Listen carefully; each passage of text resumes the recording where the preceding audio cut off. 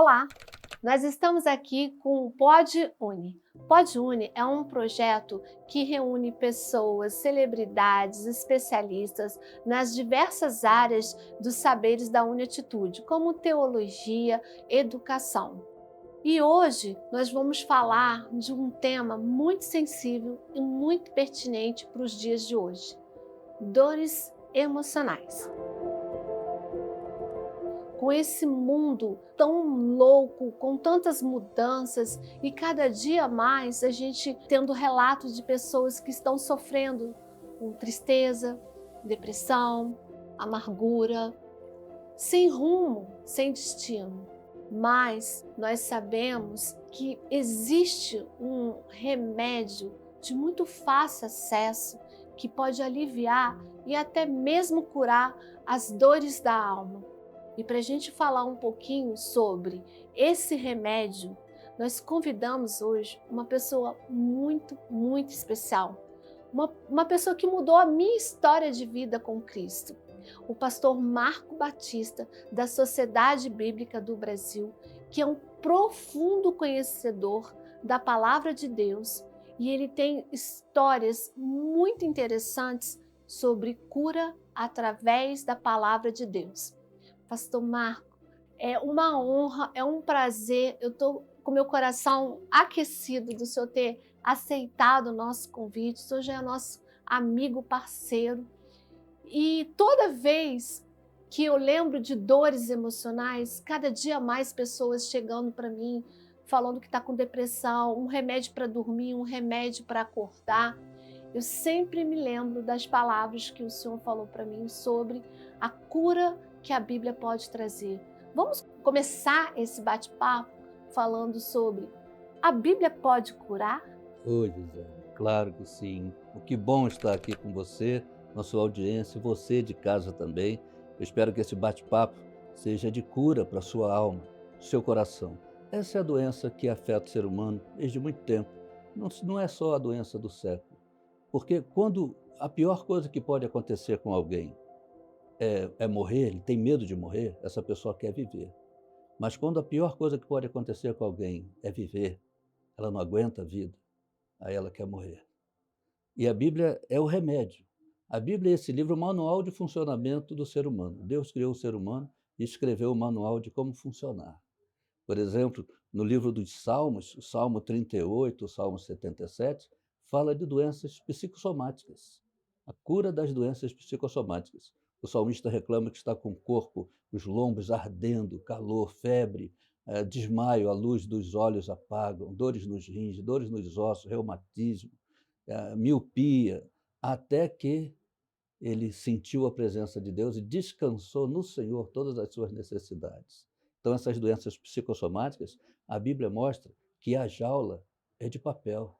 Nós é que criamos jaulas, aí está tudo aqui, e vai espocando assim, vai estourando no corpo, em tumores, em inchaços. Então, essas doenças psicossomáticas, aquelas que são físicas e químicas, essa tem a medicina.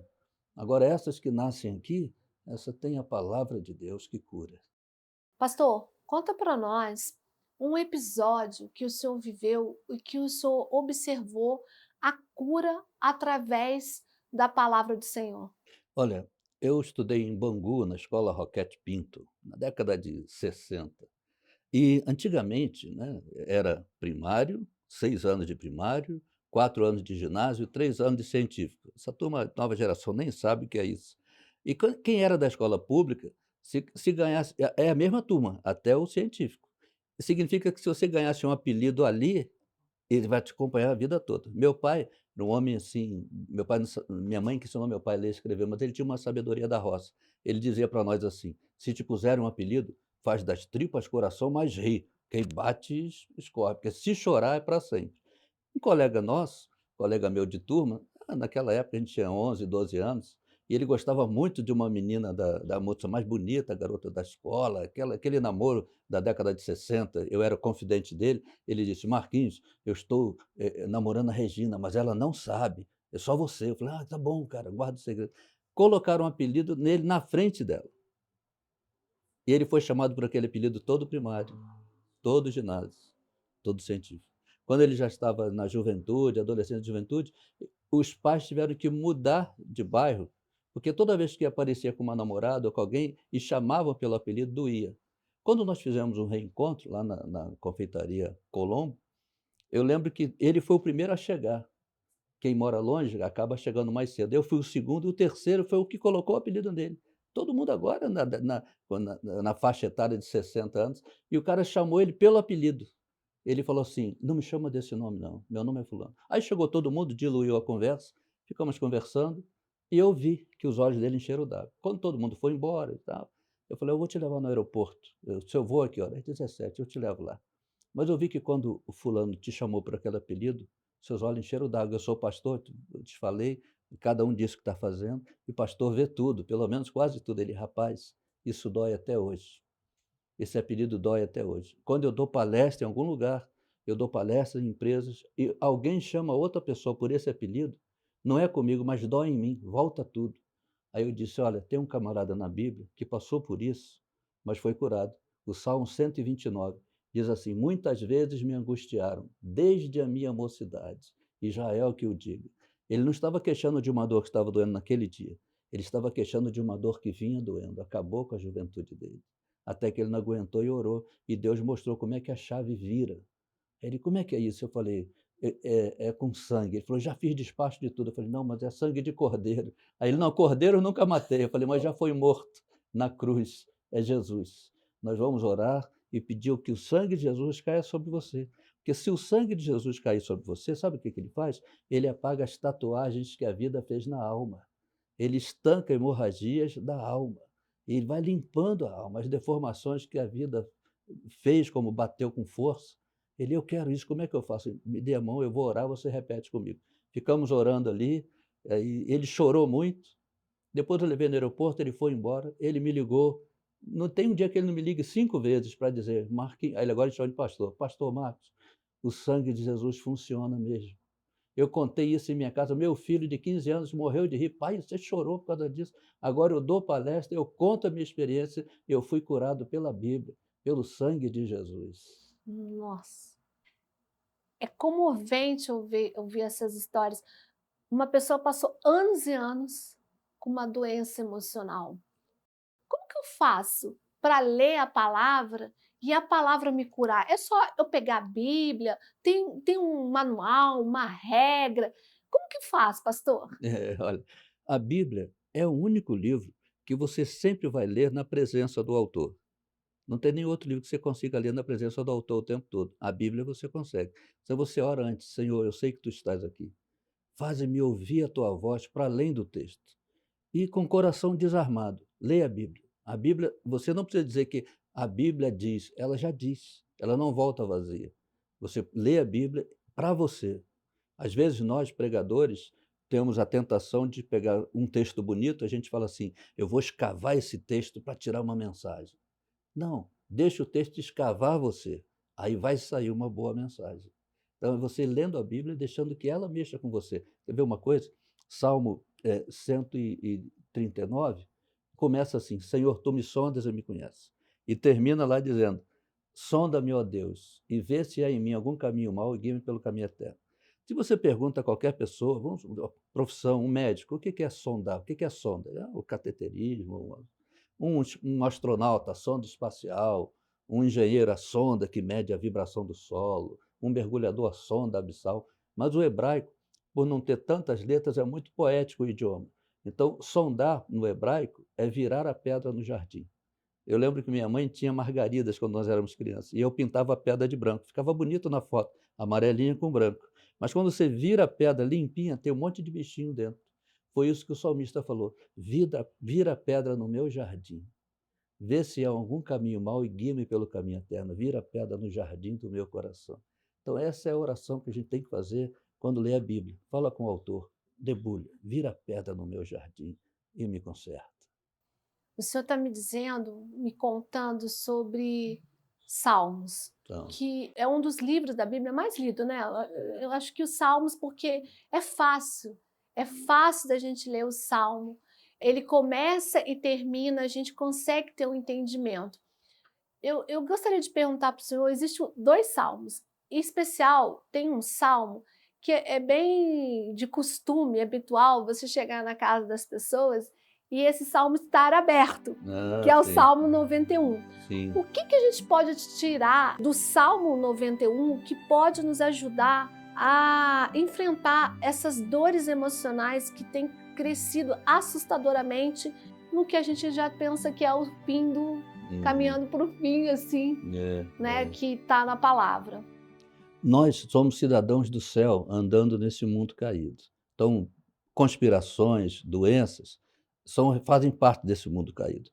O segredo que o Salmo já diz é abrigar no esconderijo do Altíssimo. É como a águia protege seus filhotes ali, no esconderijo do Altíssimo. É ficar ali. E aí vem doença, mas praga nenhuma entrará, te atacará, entrará na tua tenda. 1000 cairão ao teu lado, 10.000 à tua direita, mas tu não serás atingido. Até quando a gente tem perda, se isso estiver na mão de Deus, essa perda é ganho. Quer ver uma coisa? O apóstolo Paulo, ele diz assim: todas as coisas cooperam para o bem daqueles que amam a Deus.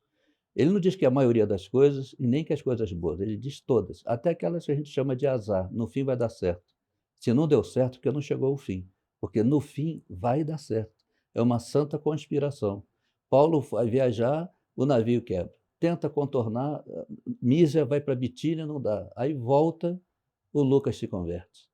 Às vezes, Deus deixa navios quebrarem na vida da gente, não é para encerrar a viagem, é para começar a melhor parte dela. Então, as perdas acabam sendo ganhos. Quando tem na mão de Deus, a vida está na mão de Deus, não tem prejuízo, só tem lucro. Pastor, hoje a gente ouve muitas pessoas dizer que ela inquieta, ela não consegue paz. Às vezes as pessoas têm tudo, tem pessoas que têm tudo, tudo que você puder imaginar, avião, navio, tem tudo, né? Tem dinheiro, tem o carro do ano, tem festas, mas eu ouço muitas pessoas falarem: eu não tenho paz, eu não consigo aquietar a minha alma. Que salmo a gente poderia indicar para essa pessoa para pedir aquilo que é a paz que excede todo entendimento? Eu gosto do Salmo 23. O Salmo 23 é um salmo muito bonito. Uma vez um amigo meu disse: eu vou abrir uma igreja, eu estou abrindo um trabalho num lugar, numa cidade, um bairro, que é muito rico, lá só tem rico, e eu não sei se eu vou ter o discurso para atingi-lo. Eu disse: olha, eles são tão pobres que a única coisa que eles têm é dinheiro. A palavra de Deus é o tesouro que você vai levar. Então todo mundo tem dificuldades que a palavra de Deus vai preencher. Por exemplo, o Salmo 23, lá em 1 Crônicas 16, verso 7, conta que Davi organizou os salmos e encarregou Asaf de dirigir o culto e colocou música no culto, porque até então era só lido. Davi colocou música, o saltério, o inário da Bíblia. E ele fez aquela reforma, correção, separou os livros, mas o Salmo 23 ele deixou com uma linguagem pueril, uma linguagem de menino. Talvez aquela cantiga que ele cantasse para as ovelhas e aquilo virou o salmo dele. Quando ele era rei, ele falou, e ele deixou de propósito. O Salmo 23 diz: o Senhor é meu pastor, nada me faltará. Às vezes as pessoas dizem: o Senhor é meu pastor e nada me faltará. Não tem o e. O Senhor é meu pastor, ponto e vírgula, nada me faltará. É uma conclusão. O salmo já estava completo aí. Mas ele diz o que, que não vai faltar? Pastos verdejantes. Ele leva para os pastos verdejantes. A ovelha, por sua natureza, ela não consegue mastigar grãos, nem palha seca. Ela precisa de grama tenra. E Deus sabe o que, que nos alimenta. E o pasto verdejante é a palavra de Deus, a Bíblia. Águas tranquilas, águas de descanso. Ele me leva. Davi está vendo o seguinte: assim como eu cuidava da ovelha, eu me antecipava, Deus cuida de mim. Eu sou ovelha de Deus. E Deus, quando a ovelha não bebe água em água corrente, por instinto ela tem medo de encharcar e ela não consegue nadar, ela vai morrer. Ela precisa de água, ela morre de sede, mas não bebe água corrente, ela precisa de água parada. Deus sabe que precisamos de tranquilidade para resolver a vida. E refrigera minha alma. Não é a garganta, a alma. Deus sabe que o estresse, toda decisão tomada em picos de emoção, ou muito alegre ou muito triste, tem 100% de chance de dar errado. Nós precisamos de serenidade, de tranquilidade para resolver a vida. Então ele, por amor do seu nome, a partir do momento que eu sou propriedade de Deus, é pelo nome dele. Deus tem um compromisso com o nome dele. E por amor ao nome dele, ele não deixa a propriedade dele sofrer dano. E aí, ainda que eu ande pelo vale da sombra da morte, olha só, a sombra de alguma coisa de alguém só vem sobre mim se eu passar perto. Então, eu posso passar pertinho da morte, ela joga sombra sobre mim, risco de vida, risco de morrer, mas eu não vou ter medo, porque tu estás comigo. O salmista descobre que a minha vida não está na mão da morte, a minha vida está na mão de Deus. A morte obedece a Deus, é serva de Deus, só vai buscar quem Deus manda. Então pode passar sem medo. Ainda diz assim, a tua vara e o teu cajado me consolam. Eu fui criado numa igreja muito fundamentalista que os pregadores, quando pregavam esse texto, diziam que a vara é para bater na ovelha, para quebrar a pata da ovelha. E o cajado batia na cabeça. Nenhum pastor em Israel quebra a pata de ovelha porque a medicina veterinária não aprendeu como é que conserta. É igual a pata do cavalo. Se ele quebrar a pata da ovelha, vai ter uma ovelha manca no rebanho. Vai perder o valor de compra e venda, que ninguém vai comprar uma ovelha manca. Nem para dar oferta para Deus vai servir. A ovelha é tão medrosa que basta o rosnado do lobo, ela paralisa. Ela não consegue fugir. O lobo estraçalha ela parada. A vara é para bater no lobo. E o cajado, que é assim, trabalha de cabeça para baixo. Se a ovelha cai, o pastor pesca a ovelha assim. Então o que ele está dizendo, a tua vara e o teu cajado me consolam, é: se eu for atacado, tu me proteges. Se eu cair, tu me levantas. Preparas uma mesa na presença dos meus adversários, uma mesa perante mim. É a hora que o judeu, a hora que o hebreu está mais indefeso, a hora da refeição, que não tem armas perto dele. Ele vai sentar e vai comer. Ele diz o seguinte: eu confio tanto no Senhor, o cidadão do Salmo, que eu não vou perder o sono nem a fome. Eu vou sentar e vou comer, vou viver uma coisa de cada vez, confiando que está nas tuas mãos. E ele diz: unge a minha cabeça com óleo e o meu cálice transborda. Eu fui jantar na casa de um rabino, eu morei um tempo lá, e ele me convidou para jantar. E assim que eu entrei, que eu bati naquela campainha, aquela argola, ele passou um gel na minha cabeça. Eu falei: o que foi? Ele: não, calma, na sua casa, na sua terra, cada casa tem 4 perfumes. Eu falei: como assim? Pai tem um, a mãe tem outro, o filho tem um e a filha tem outro. Eu falei: é. Ele: aqui não. Aqui cada casa tem um perfume. Quando eu passo o nosso perfume, é que da porta para dentro você tem o nosso cheiro. Pode abrir a geladeira. Se eu te convidei, é porque eu já confio em você. O seu Jesus reclamou isso na casa do Simão, lá o ex-leproso. A mulher entrou, ungiu ele com perfume, e o Simão estava julgando, e Jesus falou assim: uma coisa eu tenho para te dizer. Ele falou: pode falar, mestre, vira crente, né? Eu entrei na tua casa, você não me deu água para os pés, o beijo no rosto e o óleo da cabeça. É o ritual de boas-vindas. Você esqueceu de dizer que da porta para dentro eu sou da casa. Então é o que o salmista Davi fala: na casa de Deus, eu tenho o cheiro de Deus. Aí terminamos o jantar na casa do meu amigo. Ele falou: pastor, a gente sempre termina com um copo de vinho. O vinho é daqui, eu que faço, a vinha é aqui no quintal. Aí pode beber, não tem álcool. Eu falei: tá bom, eu quero. Aí botou no copo de todo mundo. Na minha, transbordou. Eu falei: entornou. Ele falou: não, deixa. Na nossa cultura, a pessoa mais ilustre, nós transbordamos o copo. Nunca leu Meu Cálice Transborda? O que Davi estava falando é: na casa de Deus eu tenho o cheiro de Deus, e na mesa de Deus ele me considera ilustre. Um salmo desse faz a alma descansar. De verdade, até minha alma descansou ouvindo. E também a gente já conversou outras vezes, o Salmo 23 também é um salmo meu predileto, né?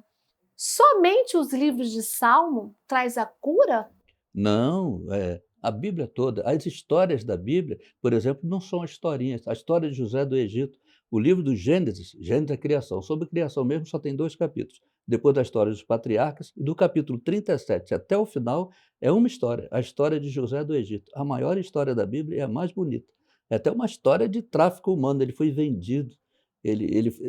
José é um tipo de Cristo do Velho Testamento. Tinha o nome preferido do pai, desceu para ver os irmãos, foi traído, foi vendido, a coisa foi dando praticamente errada, foi no calabouço. Lá ele é alçado à presença do rei, recebe um anel da autoridade, tudo está debaixo dele, até o Potifar, o antigo dono dele, agora é escravo dele, recebe o nome acima de todo nome. E ele sabe que o povo vai voltar para Israel. Ele diz: quando vocês voltarem, levem meus restos mortais. E Moisés leva, até a tumba vazia ficou no Egito. Mas José é uma história que conta que ele entendeu que Deus é que levou na frente. Quando os irmãos descobrem que ele se revela, e ficam botando a culpa no outro, ele fala: não, não briguem, foi Deus que me mandou na frente. E Deus transformou a maldição em bênção. Deus me colocou aqui como pai de Faraó. Deus me colocou aqui como dono do Egito para resguardar vocês. Então, José sabia que no fim vai dar certo. Quer ver uma coisa sobre literatura também? A literatura tem a Cinderela, do Walt Disney, mas na Bíblia tem também Cinderela. Tem Como Ruth, assim, pastor? Ruth, Ruth a Me Moabita. conta.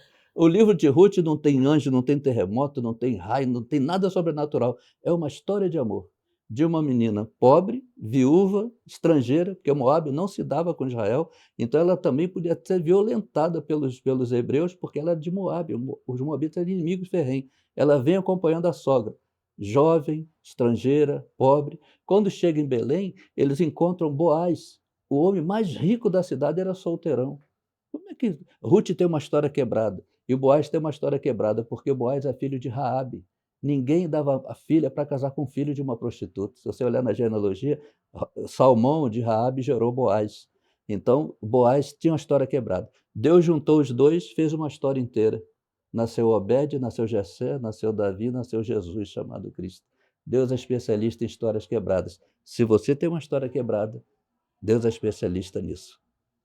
Pastor, quando eu passo pelo vale da sombra da morte, que é natural a gente passar, porque é onde a gente cresce muito, eu tenho um livro de inspiração que eu custei a ler esse livro, porque eu não conseguia conceber que uma pessoa podia passar por tudo aquilo e no final ser curado, que é o livro de Jó. Jó. É um livro que, para mim, é interessante porque é um livro que é tão triste no início. Uma pessoa que era talvez o homem mais rico do Oriente naquela época, né? Em todo tipo de riqueza, tinha muitos filhos, tinha muito pasto, tinha muito gado, era casado, mas ele era muito fiel a Deus. Então, eu sempre leio o livro de Jó quando eu estou nas minhas dificuldades e eu sempre me emociono muito, porque é um livro que trata de perdas. A dor mais profunda de um pai que perdeu todos os filhos, de um homem que perdeu todos os bens, de um homem que não achava mais amigos, inclusive a esposa. Fala para mim, conta um pouquinho para mim, o que o senhor acha desse livro que é tão doloroso? Com muito respeito, né? Jó é um livro, um personagem de muito respeito.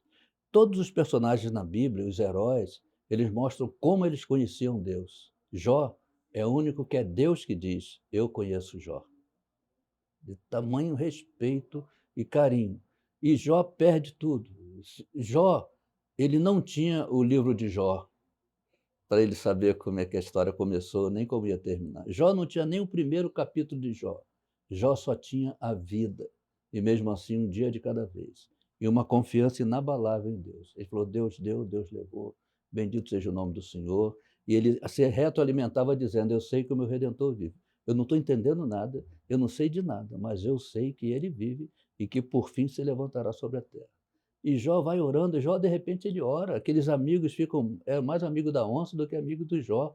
Eles ficam falando coisas que arquitetonicamente parece que é perfeito o raciocínio deles. Se não é Deus lá no final do livro fala assim: ó, vocês não disseram nada certo sobre mim para o meu servo Jó. Então nem hora que eu não vou ouvir, eu vou ouvir a oração de Jó por você.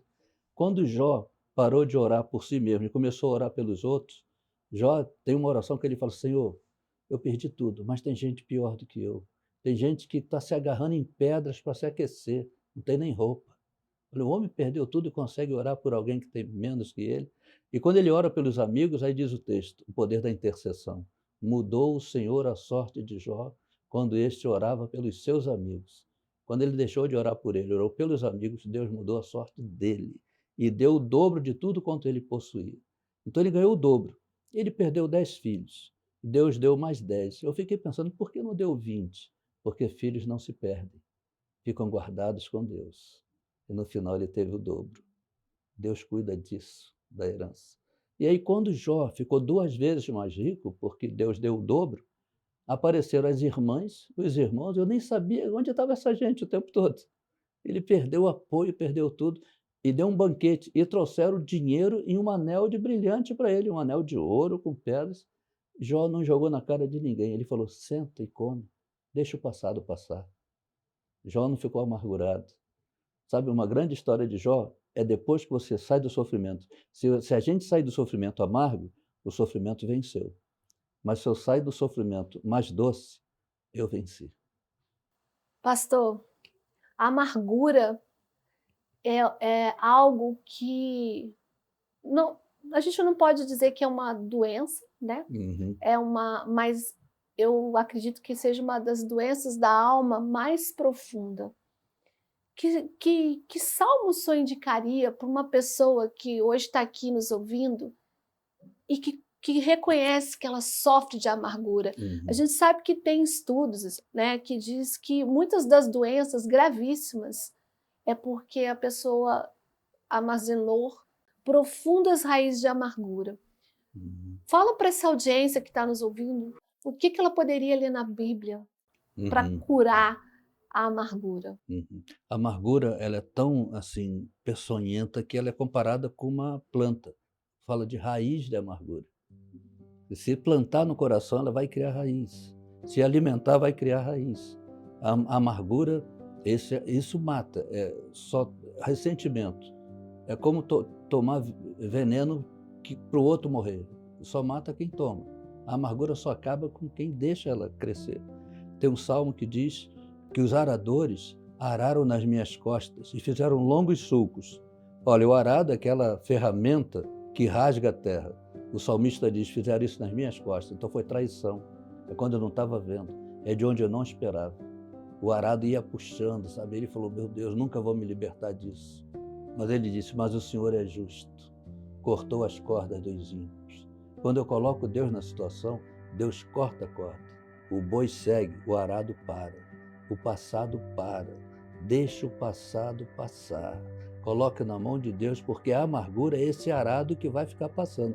Mas quando eu coloco na mão de Deus, ele corta as cordas. Ele deixa o passado passar e inaugura uma história nova. Tem muita coisa bonita para acontecer na vida de muita gente que está assistindo, mas ele está ancorado, está amarrado no arado da amargura. Isso cria raízes. Deixa o passado passar. Deixa Deus cortar essa corda. E aí vai ser como o laço do passarinheiro que é cortado.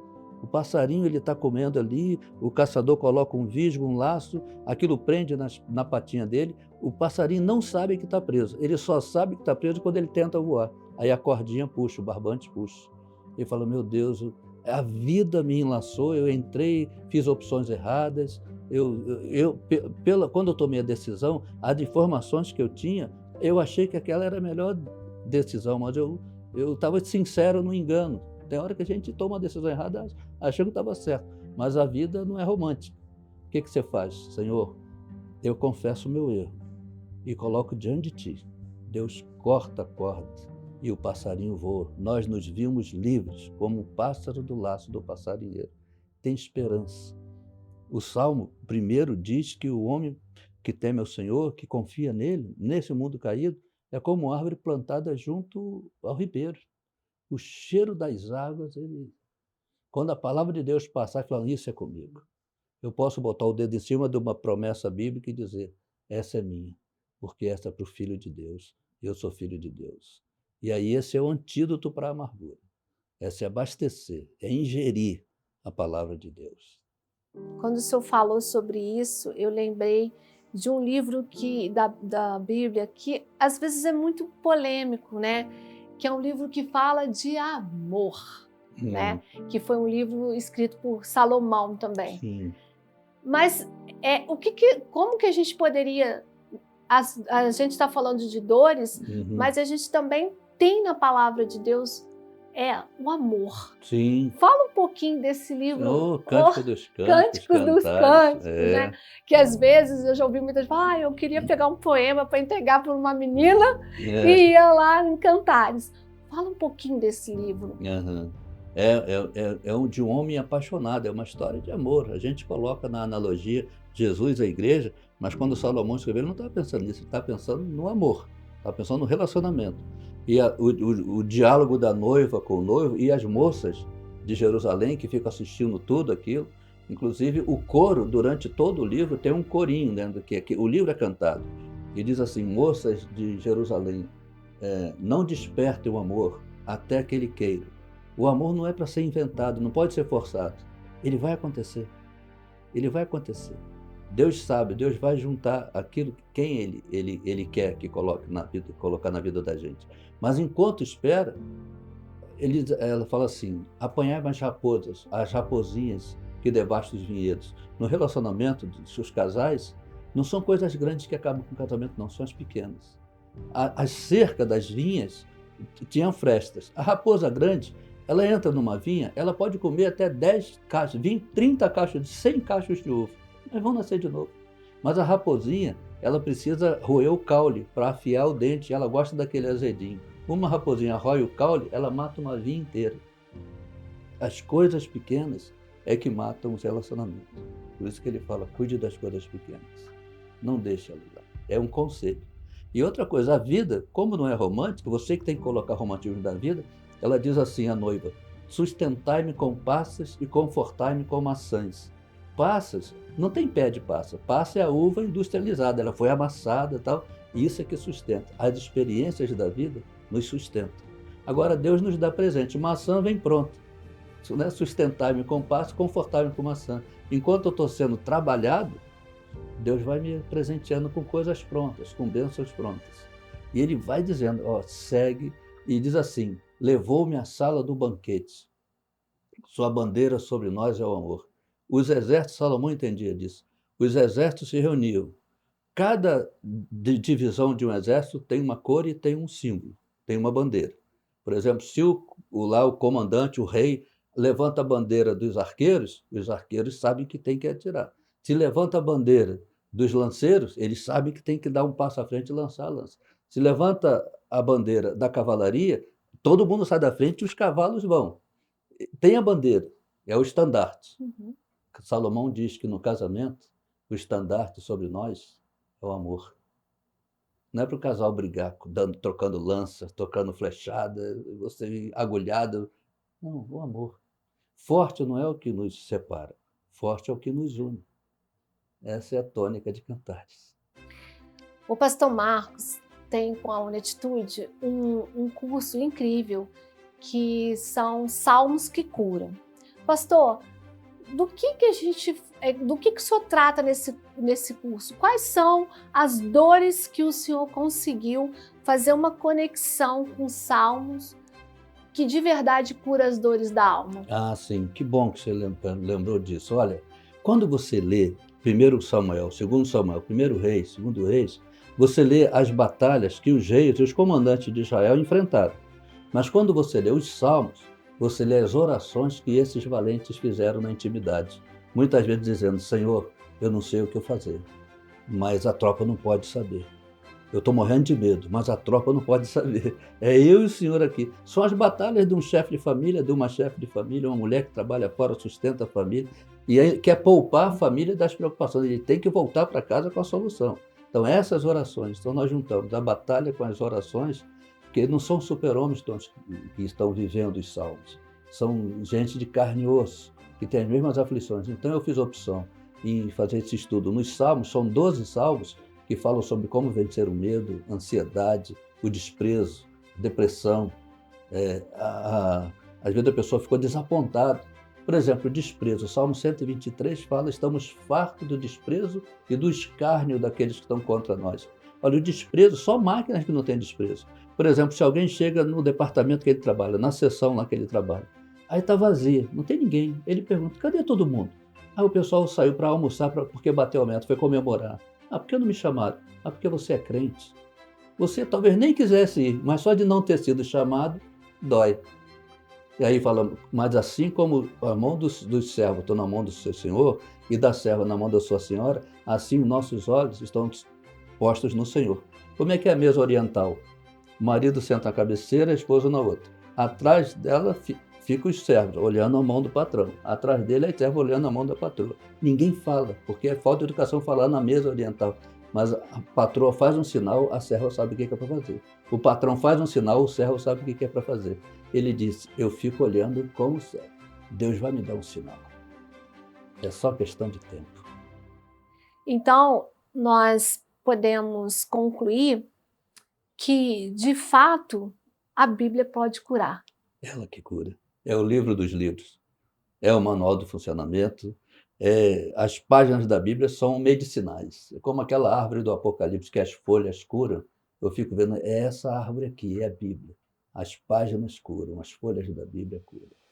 E para alguém que está nos ouvindo, abriu esse vídeo, está nos ouvindo e está passando por uma tribulação muito grande, depressão, uma tristeza profunda, um sentimento de que não tem ninguém no mundo.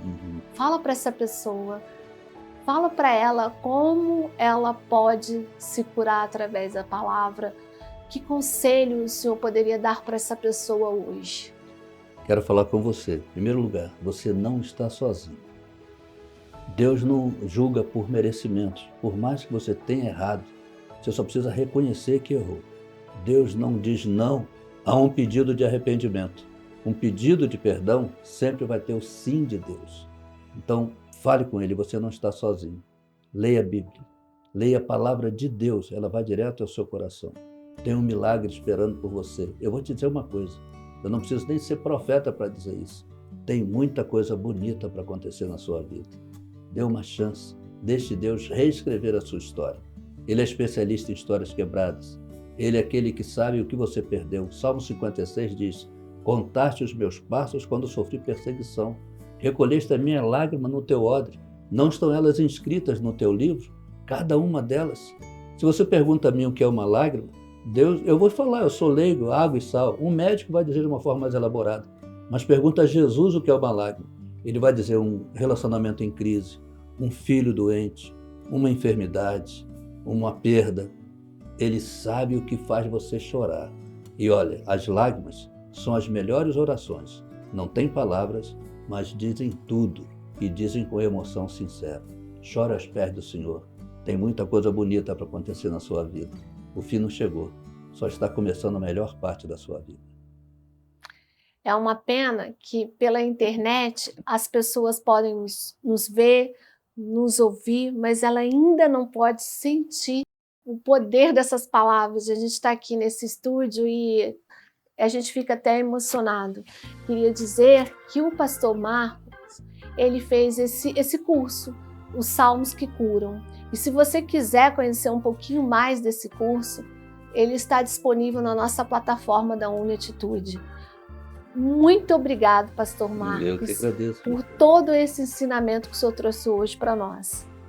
Grandes coisas fez o Senhor por nós, por isso estamos alegres. Salmo 126. Deus transforma desertos em áreas verdes. Se você está passando um deserto, vai chover graça de Deus aí e vai brotar. As flores mais lindas do planeta nascem no Negueb, depois da chuva. Pastor Marcos, nesse clima, a gente sente claramente a presença do Espírito Santo aqui.